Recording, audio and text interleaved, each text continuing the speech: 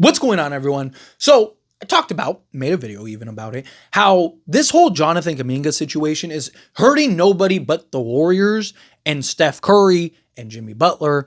And this is just, it's getting ridiculous at this point, right? Either give Jonathan Kuminga what he wants or trade him. Right, you might not get the ideal package or the ideal trade, but Phoenix has a decent trade. Right, is it the best trade you could possibly get? Probably not. Same thing with Sacramento, probably not the best trade you could get, but at least you're getting something for a guy you clearly don't want. He clearly doesn't want to be there. And what's the alternative? Right, you did this to yourself.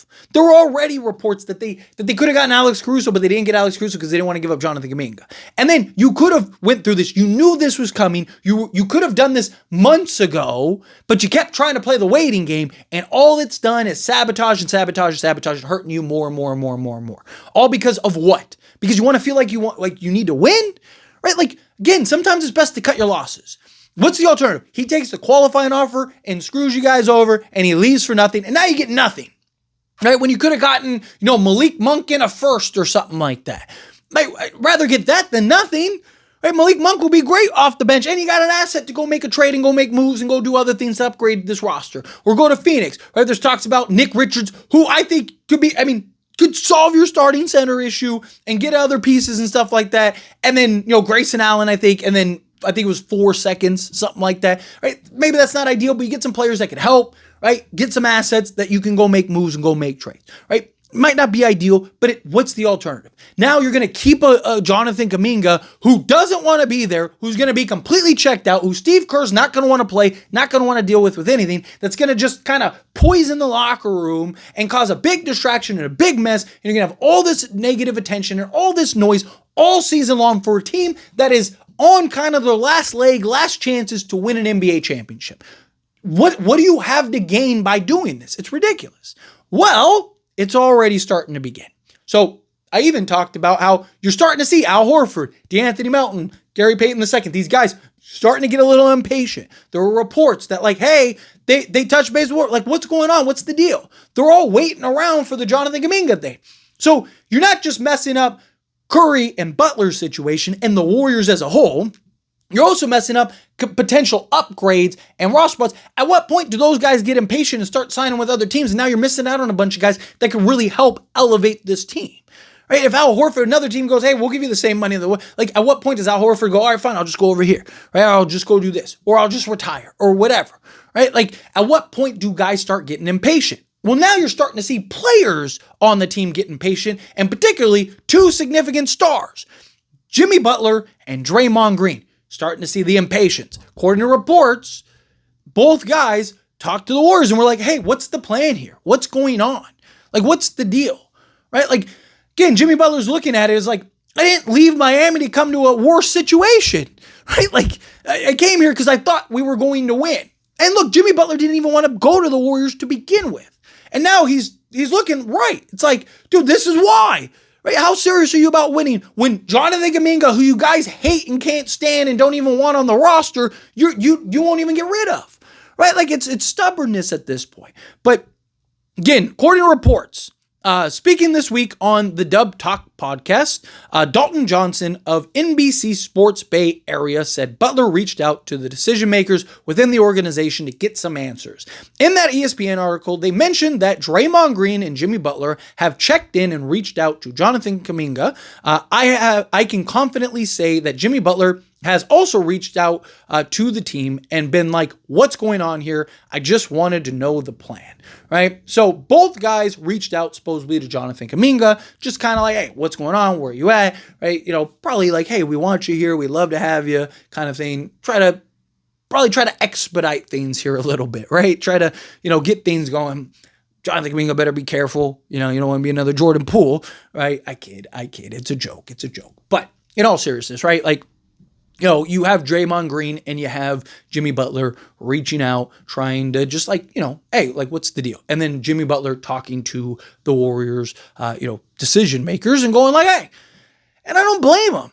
It's how long am I supposed to sit here and go through this? How long am I supposed to deal with this? We're supposed to be trying to win a championship. And we fell short last year. Yes, maybe if Steph doesn't get hurt, maybe it's completely different things. But we're the only team in the league that hasn't done anything. Literally. The only team in the league that hasn't made a trade, made a signing, nothing. And we have all these guys waiting around. We have all these decisions. Like, I'm sure Jimmy Butler wants to know, like, what am I we're getting close to training camp. Training camp's right around the corner. What if Jonathan Kuminga drags this out until then and stuff, right? Like, what are we going to do? We're supposed to be going into training camp, starting to build the culture, starting to build the offensive schemes, the defense schemes, what we want to do as a team, start setting the goals and setting the standard that we want to, push and pursue throughout the season. And we can't, because you guys are holding Jonathan Kuminga ransom. Words are hard, right? But you're over here holding him ransom, and for what? Like, you guys don't want him. You guys don't like him. You don't think he's anything, so get rid of him, right? You think Jimmy Butler, Draymond Green, and Steph Curry care? They're like, dude, by the time he actually becomes something, we'll be out of the league, right? So get rid of him. Trade him. Let's start this process. Let's get our butts in gear here so we can start building out this process. So I know what position we're in. I know how we're looking. I know what we need to do. I said this literally months ago, that this was going to happen, that this was going to be an issue, that all you're doing is hurting Steph and Draymond and, Jimmy Butler, who you signed. You're supposed to be this team that has championship aspiration, doing all this stuff, and you're drawing this out for what?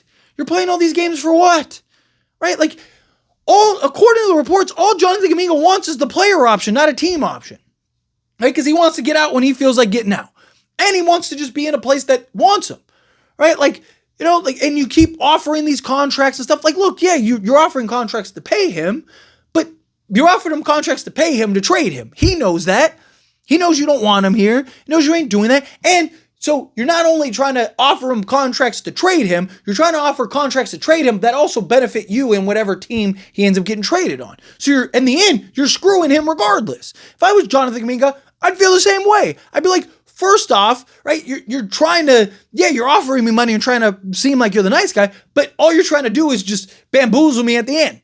Right? You're trying to get off of me and trade me and stuff like that. Then fine, trade me. Right? I'll work out that new contract and the new deal with the new team. Why would I sign a contract with you when a team like Sacramento or Phoenix or one of these teams would probably give me the player option? Right? I don't want to negotiate with you when all your plan is to trade me.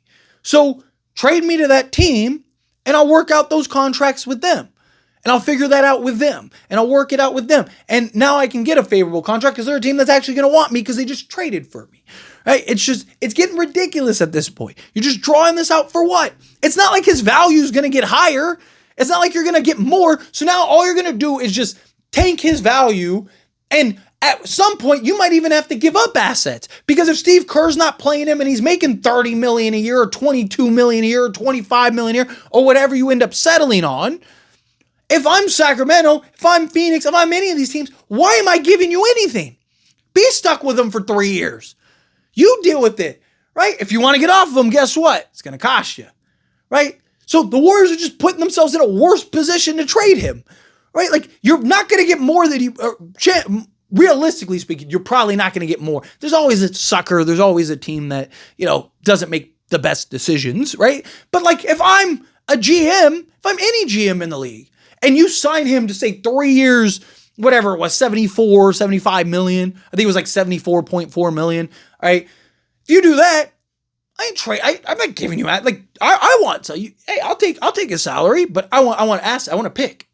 Right? You're gonna give me that, and you're gonna give me a pick too. Because now I have to take on his own. Maybe he wouldn't have taken that with me. And also, you need to get rid of him. You're not even playing him. Or if you are playing him, you're playing him limited minutes. He doesn't even want to play there. He's checked out completely. You guys hate each other. Why would I help you? You're the ones that were foolish enough to put yourselves in that position. That's on you, right? If every GM in the league should be that way.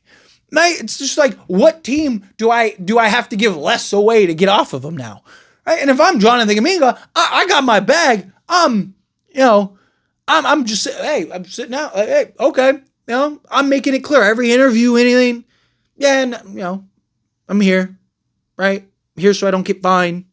Like, I don't even want to be here. They don't even want me here. Right? Like, make it so uncomfortable that, like, now look, now what are you going to do? Right? But Anyway, as always, this is a discussion. I pass a question on you. Let me know your thoughts and opinions down in the comments. That being said, if you like this video, hit that like button. Helps me out. So we enjoy these types of videos, and I truly appreciate it. Not subscribe channel, hit that subscribe button. Turn on the bell notifications. Appreciate y'all. See you in the next one.